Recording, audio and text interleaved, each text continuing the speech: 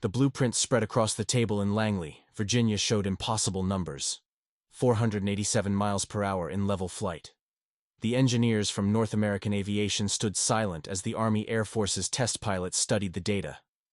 It was March 1945, and they'd just clocked the fastest propeller-driven fighter ever built. But in the 8 decades since, that record has been contested, disputed, and argued over by aviation historians, veterans, and engineers who insist their favorite aircraft deserves the crown. Today, we're ending the debate, not with opinions, not with theoretical performance, with documented maximum speeds and level flight from official test data, wartime reports, and verified performance trials conducted under controlled conditions. Every aircraft on this list saw actual production. Most faced enemy fire in real combat. Their speeds came from cutting-edge engineering, desperate wartime innovation, and the relentless drive to dominate the skies when air superiority meant the difference between victory and annihilation. These are the 8 fastest propeller fighters that actually flew during World War II, and by the end, you'll know which one genuinely earned the title of fastest. The criteria are simple but strict. Level flight speeds only. No diving speeds inflated by gravity. No prototypes that never left the drawing board or managed only a handful of test flights. Production aircraft that could be manufactured, maintained, and flown in combat operations. Speeds verified by official testing agencies, not promotional material or post-war claims. This eliminates the paper champions and focuses on what actually flew. Let's start the countdown. Position 8, Focke-Wulf FW-190D-9 Dora, 426 miles per hour. Late 1944, and the Luftwaffe was hemorrhaging experienced pilots faster than training schools could replace them. The earlier FW-190A had been a feared opponent, but Allied fighters were evolving past it. Germany needed something faster, something that could compete at high altitude where American bombers cruised with fighter escorts that dominated the sky. The D9 variant, nicknamed Dora, was desperation engineering at its finest. Focke-Wulf stretched the fuselage by over 21 inches and replaced the reliable radial engine with the Junkers Jumo 213A inline engine. Liquid-cooled, 12-cylinder, producing 1,770 horsepower with methanol water injection for brief bursts. The longer nose gave it an aggressive, predatory profile that Allied pilots learned to respect. At 426 miles per hour at 21,750 feet, the Dora could finally compete with the American P-51 Mustangs and P-47 Thunderbolts that had been mauling German formations.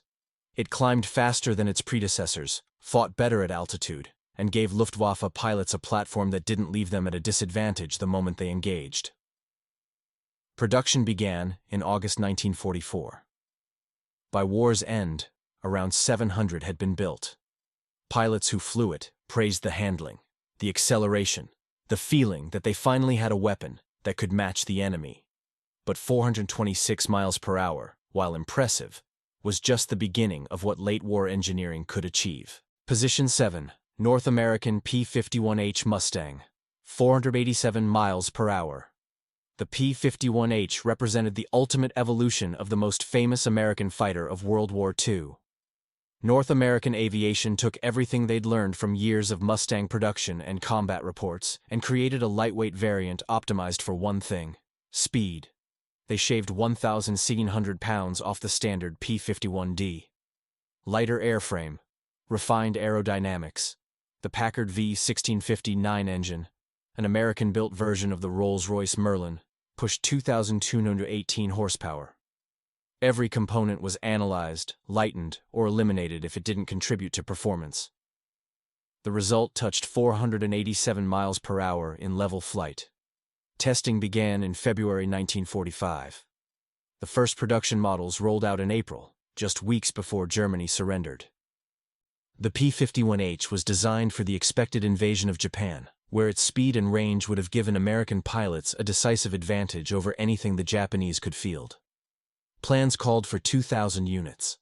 Only 5 Spitfire were completed before Japan's surrender in August made them unnecessary.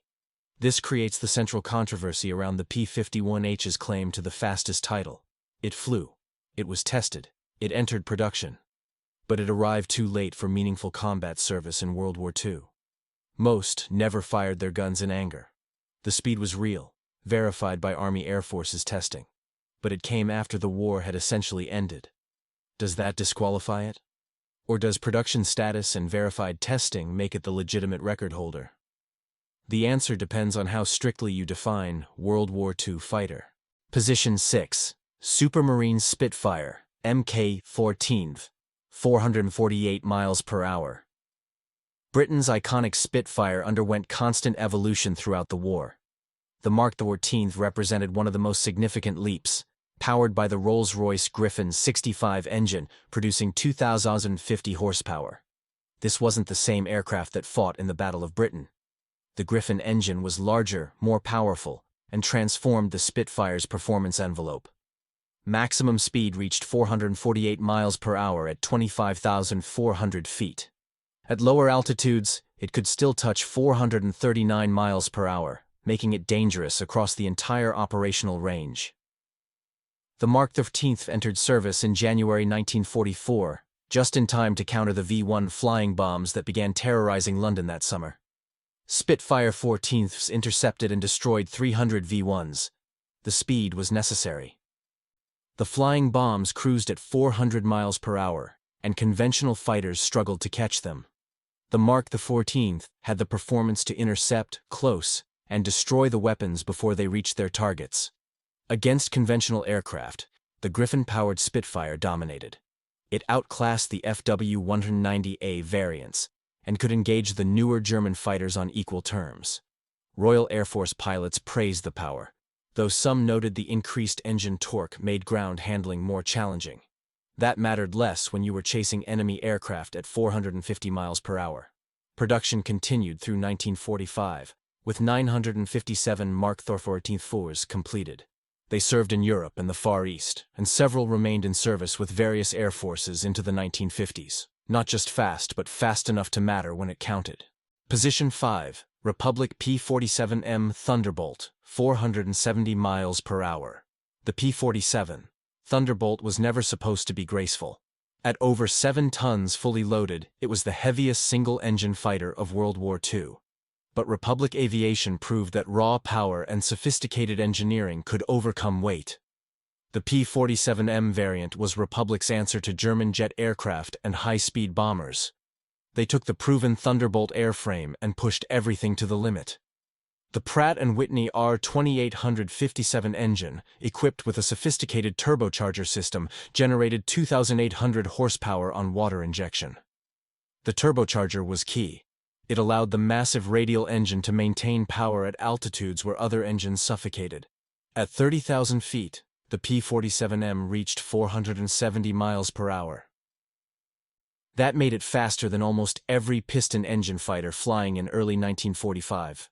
The first M models arrived in Europe in December 1944, specifically assigned to intercept German Me-262 jets and Arado R-234 jet bombers that were attacking Allied forces with near impunity. The strategy was simple. The P-47M couldn't match a jet's speed in level flight, but jets had to slow down during their attack runs. If you positioned the Thunderbolt at altitude along their known routes, you could dive on them during their vulnerable moments. Several Me-262s fell to P-47M pilots who used altitude advantage and that 470-mile-per-hour sprint speed to close the gap. Only 130 P-47M Thunderbolts were built. They served exclusively with the 56th Fighter Group, the highest-scoring P-47 unit of the war. Pilots who flew them called the M model the ultimate Thunderbolt, the pinnacle of what piston engine and turbocharger technology could achieve together. Position 4. Hawker Tempest, Mk-2, 440 miles per hour. The Hawker Tempest evolved from the Typhoon, but calling it an improvement doesn't capture the transformation. The Tempest II, specifically, powered by the Bristol Centaurus radial engine producing 2,520 horsepower, represented British engineering at its most refined. Maximum speed of 440 miles per hour came at 15,700 feet. Unlike fighters optimized for high altitude, the Tempest II delivered consistent performance from sea level to 30,000 feet. That versatility made it lethal across the entire operational envelope. The Tempest II entered service late. Testing began in 1943, But production delays meant it didn't reach operational squadrons until the final months of the war. Most served in the Far East rather than Europe, where they outclassed every Japanese fighter they encountered. Post-war, Tempest IIs remained in RAF service until 1951, a testament to the design's enduring capability. What made the Tempest II particularly dangerous was acceleration. It reached maximum speed faster than most contemporaries, critical in combat where brief windows of opportunity determined survival. Pilots reported excellent handling, responsive controls, and the confidence that came from flying an aircraft that could outrun or outfight almost anything it encountered. Production totaled around 452 aircraft. Not massive numbers, but enough to prove the concept and establish the Tempest's reputation as one of the finest piston engine fighters ever built. Position 3, Dornier Do-335 File, Aero, 474 miles per hour. Now we enter truly unusual territory. The Dornier Do-335 looked like nothing else in the sky. Two Daimler-Benz DB603 engines, one in the nose, pulling, one in the tail, pushing. A centerline thrust configuration that eliminated the asymmetric handling problems of twin-engine fighters, while delivering 2,900 combined horsepower to a relatively small airframe. The result was 474 miles per hour at 21,000 feet. For a twin-engine aircraft, this was extraordinary. Most twin-engine fighters sacrificed speed for firepower and range. The Do-335 refused to compromise. It carried heavy armament, one 30mm Mk-103 cannon firing through the propeller hub, two 15mm MG-151 cannons in the nose. Some variants added two more 15mm cannons in the wings. Enough firepower to destroy a heavy bomber with a single burst. But the Do-335 arrived far too late to matter. First flight occurred in October 1943. Development problems, bombing raids on factories, material shortages, and shifting priorities delayed production. By the time operational aircraft reached Luftwaffe units in early 1945, Germany was weeks from collapse. Approximately 37 were completed. Most never flew combat missions. A few engaged Allied aircraft with mixed results. The speed was genuine, verified by German testing, and later confirmed when the Allies captured examples and conducted their own trials. But calling the Do-335 a World War II combat fighter stretches the definition when it barely flew operationally before the war ended. What it represented was what Germany could have fielded if they'd started 2 years earlier. If materials had been available, if Allied bombing hadn't crippled production. The Do-335 was a glimpse of an alternate timeline where the Luftwaffe received game-changing aircraft in meaningful numbers. Instead, it became a footnote. The fastest twin-engine fighter of World War II that arrived too late to change anything. Position 2, Supermarine Spiteful. 483 miles per hour. The Spiteful was Supermarine's attempt to push beyond the Spitfire's increasingly outdated elliptical wing design.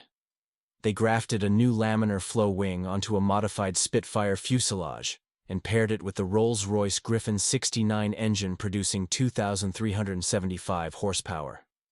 Test flights demonstrated 483 miles per hour at 21,000 feet. Excellent roll rate. Improved high-speed handling.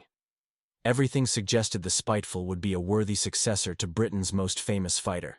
But timing killed it. Development began in 1942. The first prototype didn't fly until June 1944. Production orders were placed, then cancelled as jet aircraft development accelerated. By 1945, it was clear the future belonged to jets, not increasingly complex piston engine designs. Only 19 Spitefuls were built. A handful saw limited testing with operational squadrons, but none flew combat missions during World War II. Like the P-51H, the Spiteful occupies controversial territory. It flew. It was tested. Limited production occurred. But calling it a World War II combat fighter requires generosity with definitions. The Spiteful's true legacy came through its naval variant, the Seafang, and the lessons learned influenced Britain's early jet fighter development. But in the race for fastest World War II fighter, it arrived at the finish line after the race had ended. Position 1. The verdict. This is where methodology matters. If we're measuring pure verified speed regardless of combat service, the North American P-51H Mustang at 487 miles per hour holds the record. Army Air Force's testing confirmed the speed. The aircraft entered production. It was a World War II fighter by any reasonable definition, even if combat came after Germany surrendered. But if we're measuring the fastest propeller fighter that saw meaningful combat during World War II, the Republic P-47M Thunderbolt at 470 miles per hour takes the crown. It arrived in Europe in December 1944, flew combat missions against German jets and conventional aircraft, and proved its speed in the desperate final months of the war. The controversy exists because people apply different criteria. Aviation purists point to the P-51H's documented speed and production status. Combat historians emphasize the P-47M's operational service and confirmed kills. Both perspectives have merit. What's undeniable is what these aircraft represented. In 1939, a fast fighter touched 350 miles per hour. 6 years later, piston engine fighters were approaching 500 miles per hour. That's a 40% increase in maximum speed through relentless engineering innovation under wartime pressure. They achieved this through multiple paths. Some used larger engines. Others used turbochargers to maintain power at altitude. A few optimized aerodynamics and shed weight. The Germans experimented with unusual configurations like the Do-335's push-pull layout. Every air force pushed toward the same goal: faster, higher, deadlier. But speed alone didn't determine victory. The Focke-Wulf FW-190D-9 was fast, but arrived when Germany lacked fuel, pilots, and airfields. The Do-335 was extraordinarily fast but appeared in numbers too small to matter. The Supermarine Spitfire was fast but obsolete before production began. Speed without numbers, without logistics, without trained pilots meant nothing. Meanwhile, the slightly slower P-51D Mustang at 437 miles per hour helped win the air war through range, reliability, and production volume. Over 15,000 built. Enough to escort bombers deep into Germany and destroy the Luftwaffe through attrition. Speed mattered, but it wasn't everything. The same pattern held in the Pacific. The P-51H's 487 miles per hour would have been devastating against Japanese fighters, but Japan surrendered before it mattered. The slightly slower but combat-proven F-4U Corsair and F-6F Hellcat won through reliability, firepower, and sheer numbers. What the speed race demonstrated was the extraordinary capability of piston engine technology at its absolute peak. The P-51H represented the limit of what reciprocating engines, propellers, and 1940s aerodynamics could achieve. Every subsequent piston engine fighter has been slower. Not because engineers forgot how, but because jets made the entire question irrelevant. The Gloucester Meteor entered service in July 1944 with a top speed of 410 miles per hour. Slower than the fastest piston fighters, but it accelerated faster, climbed better, and pointed toward the future. By 1950, jet fighters were routinely exceeding 600 miles per hour. By 1960, they'd broken Mach 2. The piston engine speed race ended not with defeat, but with obsolescence. Modern analysis using computational fluid dynamics and detailed examination of wartime testing data has refined our understanding. We know the P-51H's 487 miles per hour was achieved under optimal conditions at specific altitudes. We know the P-47M's 470 miles per hour was consistent and repeatable across multiple aircraft. We know the German and British claims were accurate within the limitations of their testing methods. What we also know is that speed claimed through wartime propaganda or post-war nostalgia doesn't match documented evidence. Soviet fighters weren't as fast as claimed. Italian fighters didn't reach their advertised speeds. Japanese fighters sacrificed speed for range and maneuverability. The fastest aircraft were American, British, and German, built by industrial powers with resources to push performance boundaries. The lasting impact wasn't the specific number. It was the proof that methodical engineering, adequate resources, and clear operational requirements could overcome seemingly impossible challenges. In 1939, 400 miles per hour seemed like a barrier. By 1945, multiple fighters had shattered it. That same approach, that same relentless focus on measurable performance improvement, carried into the jet age and eventually into space. The engineers who designed the P-51H and P-47M applied the same principles to the F-86 Sabre and F-104 Starfighter. The British teams that created the Spiteful and Tempest II moved on to the Hunter and Lightning. So, here's the final answer. The North American P-51H Mustang at 487 miles per hour was the fastest propeller-driven fighter that flew during World War II. But the Republic P-47M Thunderbolt at 470 miles per hour was the fastest to see meaningful combat during the war. Both claims are accurate. Both aircraft were remarkable achievements. And both represented the absolute pinnacle of piston-engine fighter design before jets changed everything. The 80-year argument can end. Not because one side won, but because we finally have the data and perspective to recognize that different criteria produce different answers, and both answers matter. The P-51H was fastest. The P-47M was fastest in combat. The engineers, pilots, and designers who created both deserve recognition for pushing technology to its limit when the world needed it most. That's the real lesson from the speed race. Not which aircraft crossed an arbitrary line first, but what human ingenuity can achieve when survival demands it.